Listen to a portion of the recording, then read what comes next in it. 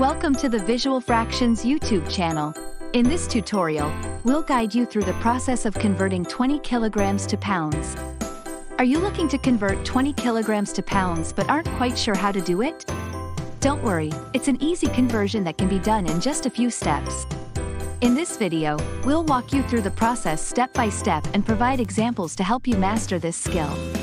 First, let's review the conversion factor. 1 kilogram is equal to 2.20462 pounds.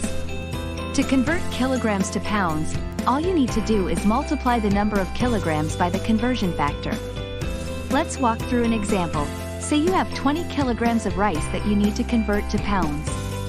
We start by multiplying 20 by the conversion factor of 2.20462. This gives us approximately 44.0924 pounds. And that's it, we're done.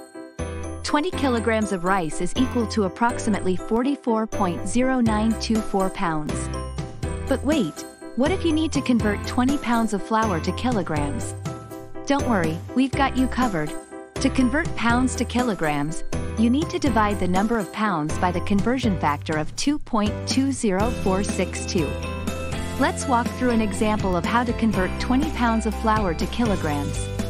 We start by dividing 20 by 2.20462. This gives us approximately 9.07185 kilograms.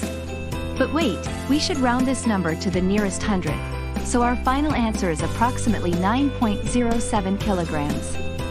And there you have it. Converting 20 kilograms to pounds and 20 pounds to kilograms is simple once you know the conversion factor.